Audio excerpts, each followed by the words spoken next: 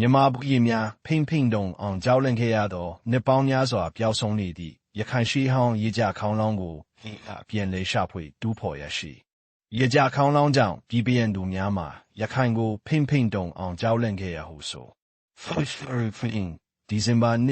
25ရခိုင်တမိုင်းတွင်ပြည်ပရန်ကိုကာဝယ်ပေးသောရေကြခေါင်းလောင်းကိုပြီးခဲ့သည့်နှစ်1915ခုနှစ်ဇူလိုင်3ရက်နေ့တွင်အာရခပြည်သူတော်လှန်ရေးအစိုးရဖွဲ့မှပြန်လည်ရှာဒူးဖော်ရရှိခဲ့ကြောင်းသိရသည်။ရှေးဟောင်းရေကြခေါင်းလောင်းသည်ရခိုင်နိုင်ငံတော်အတွက်လွန်ရေးပါသောခေါင်းလောင်းဖြစ်ပြီးမြောက်ဦးခေတ်ရှေးဟောင်းသမိုင်းဝင်ခေါင်းလောင်းလည်းဖြစ်သည်။ရှေးဟောင်းသမိုင်းဝင်ရေကြခေါင်းလောင်းအာမဟာမုနိဘုရားကုန်းတော်မြုပ်နှံထားခြင်းဖြစ်ပြီးမြုပ်နှံထားသည့်နေရာကိုတီးသူမှာမဟာမုနိဂောဘကအဖွဲ့ဝင်ဟောင်းအသက်84နှစ်အရွယ်ဦးထုံးအောင်ဖြစ်သည်။ဒူးဖော်ရရှိခဲ့ကြောင်းသိရသည်။ရှေးဟောင်းရေကြခေါင်းလောင်းသည်ရခိုင်နိုင်ငံတော်အတွက်လွန်ရေးပါသောခေါင်းလောင်းဖြစ်ပြီးမြောက်ဦးခေတ်ရှေးဟောင်းသမိုင်းဝင်ခေါင်းလောင်းလည်းဖြစ်သည်။ရှေးဟောင်းသမိုင်းဝင်ရေကြခေါင်းလောင်းအာမဟာမုနိဘုရားကုန်းတော်မြုပ်နှံထားခြင်းဖြစ်ပြီးမြုပ်နှံထားသည့်နေရာကိုတီးသူမှာမဟာမုနိဂောဘကအဖွဲ့ဝင်ဟောင်းအသက်84နှစ်အရွယ်ဦးထုံးအောင်ဖြစ်သည်။ဆက်မြန်မာခေါင်းဆောင်များက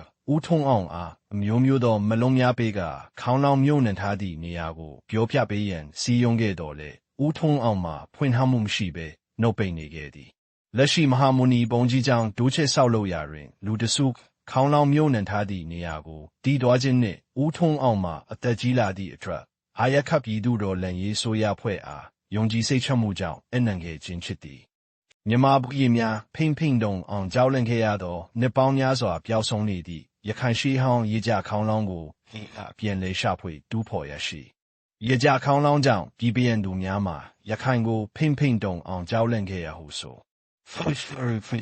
ဒီဇင်ဘာ25ရခိုင်တမိုင်းတွင်ပြည်ပရန်ကိုကာဝယ်ပေးသောရေကြခေါင်းလောင်းကိုပြီးခဲ့သည့်နှစ်1915ခုနှစ်ဇူလိုင်3ရက်နေ့တွင်အာရခပြည်သူတော်လှန်ရေးအစိုးရဖွဲ့မှပြန်လည်ရှာ